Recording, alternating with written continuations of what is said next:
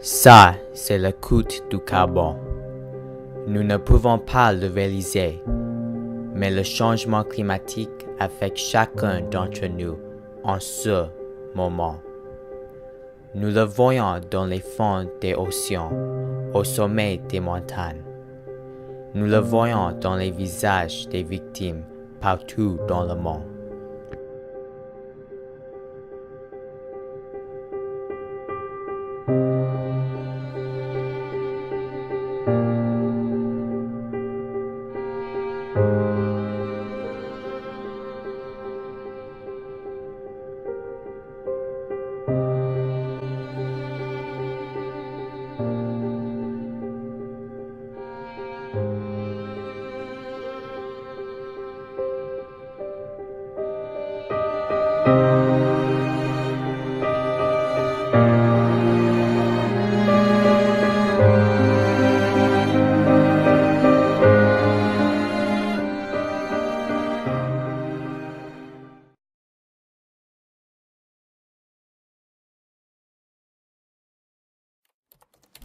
Alors, comment cela a-t-il commencé?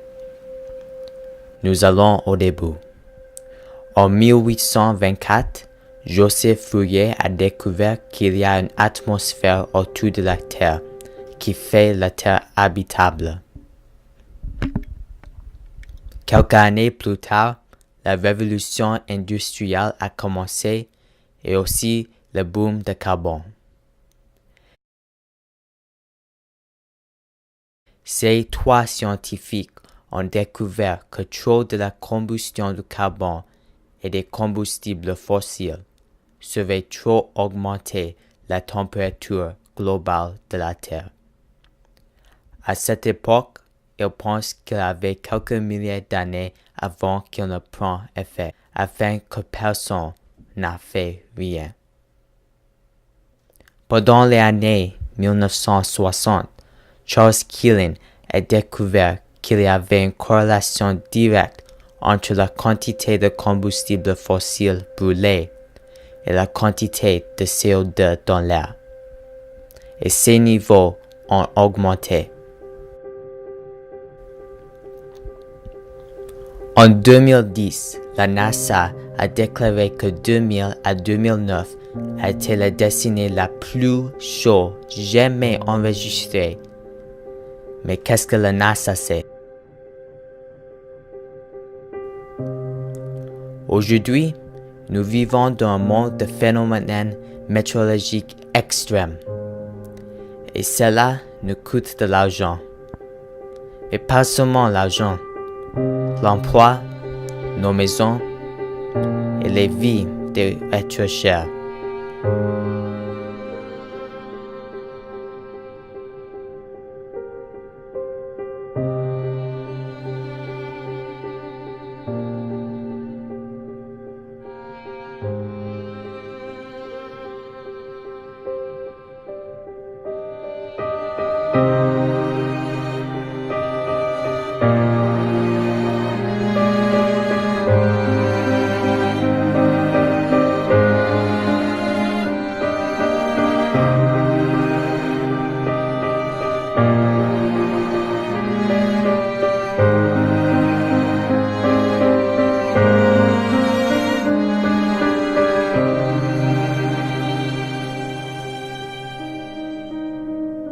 Ça, ce n'est pas une théorie.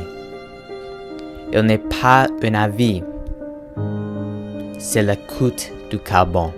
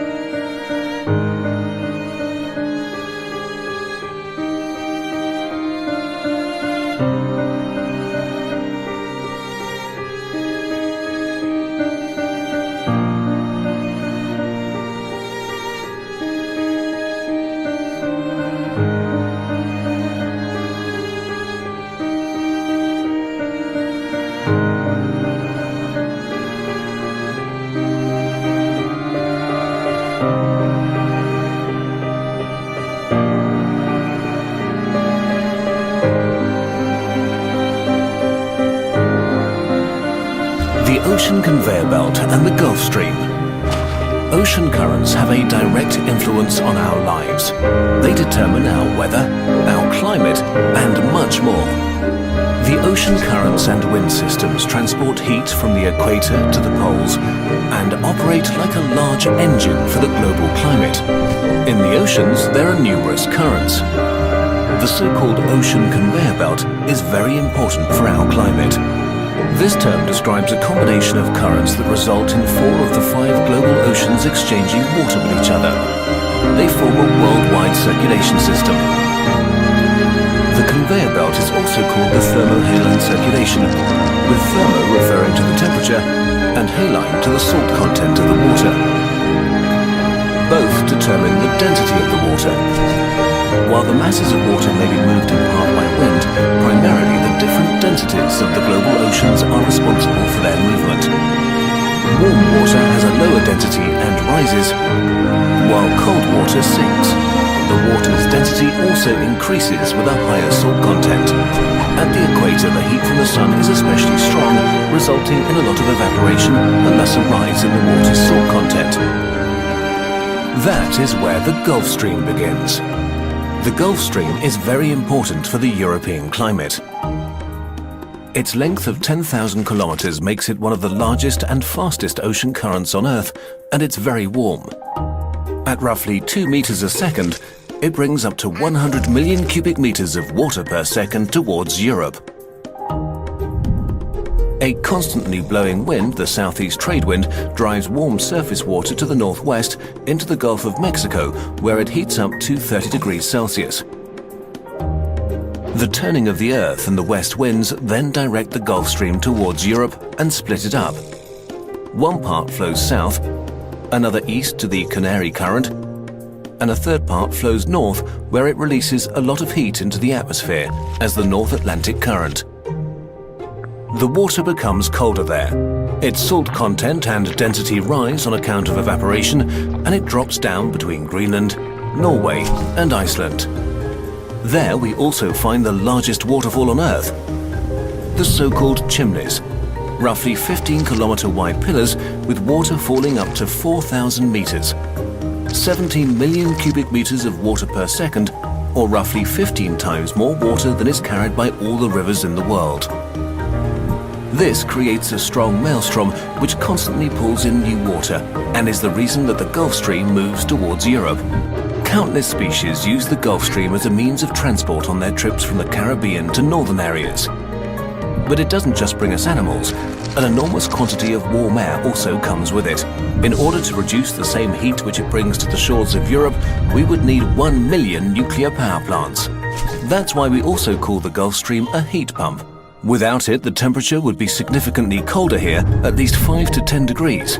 Instead of lush fields, we would have long winters and sparse ice-covered landscapes in Europe.